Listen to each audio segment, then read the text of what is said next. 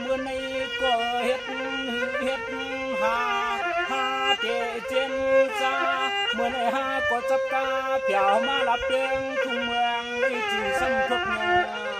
เพิ่นจึงสำเลยมาก็มานบกวนเลยมาก็มา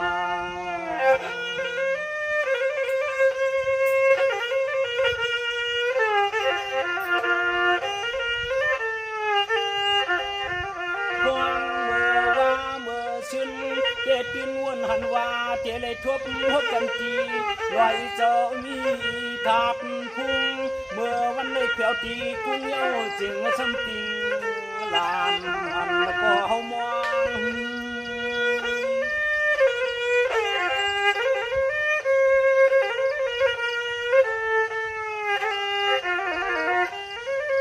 ก็เฮ็ดหือเมื่อในหาเจจามยานเพิ่งผ่านวนตัวเจอลายามเมื่อ5ปี5โนเลยมากวางเที่ยวหาดหิมจัง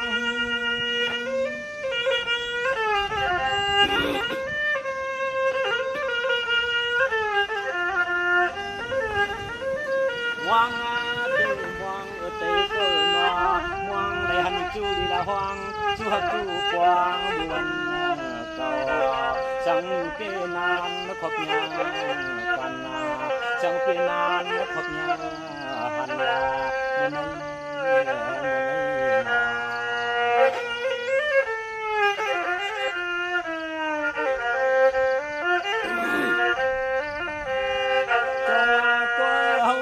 มันเจนจาเหมือนทุบยานางสาวขอข่าวยิงนางจำฟังบูเลวัติปันเสกูลงวอนพี่น้อสำเนียนตังอาทางวันเจอพี่มวงสูง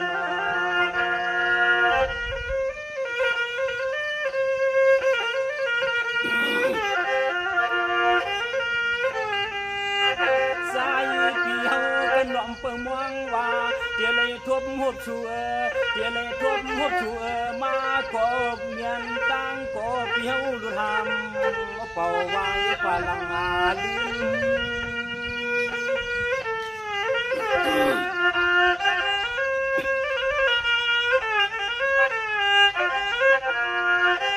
น้องอำนันน้องพี่มาเชยามเจ้าพี่โตเปิดเที่ยวกวาง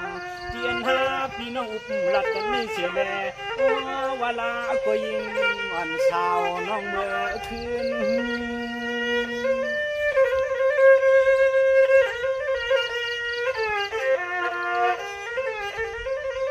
เลือนหน้าใจพี่มาก็ห้ามหลุดปลาทำเลยหันน้องเขาก็มันนำสิจาบันลองอูปะทุกเจบันลองอูปะทุกเจไปมัน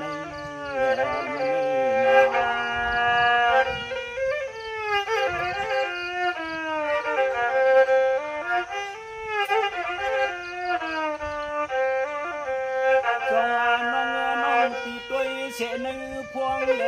ข้าวพวงยงนวลทวาไว้ยิงเก่าเปียวมาอำนันข้าวทวาน้องยิงปีนี้ข้อความเปียกความมาเลี้ยงให้ความเริ่มความเลียนหิน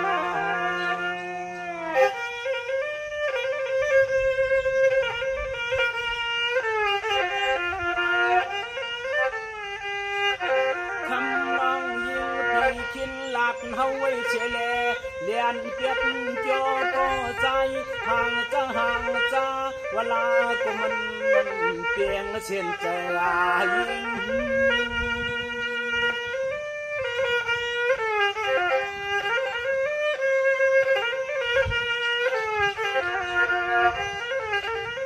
น้องยวนน้องพี่วนเยาไล่เก่าไล่เมื่อบันเฉลองทุกข้าใจพี่เสียแดดนัวเมื่อยามในหาพี่หาน้องในกลางลานยามดุดลอยปิ้ง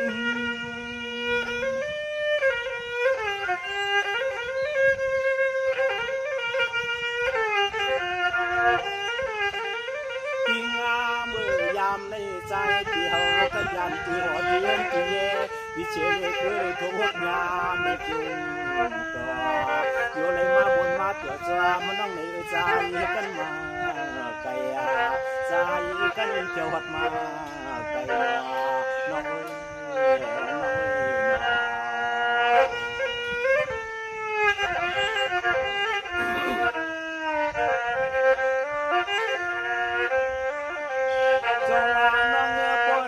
หันยิงก็ดีก็เจเลตังเอาตังอันขึ้นเมื่อเอาชุงคือเรานางยามตวงเจเราในยัวคำน้องยิงหัดปวงสู่น้องยิงยิงหัดมาก้อยผู้มักกวนเอ้ยเฮาปวงกว่าเมื่อว่าสู่นังเจอกัน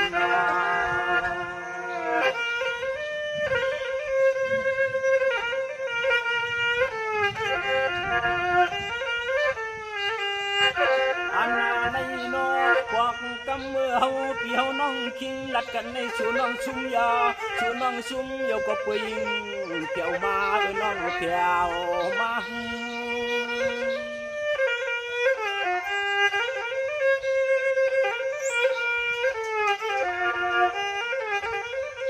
น้องเมื่อในที่ก็มันเมื่อนางตั้งทางพี่ชวนกว้างความนัวกะตักเลยอยู่ทบโยกวับคำน้อยยิงเปียโนจริงลานยามเก็บใจเศร้า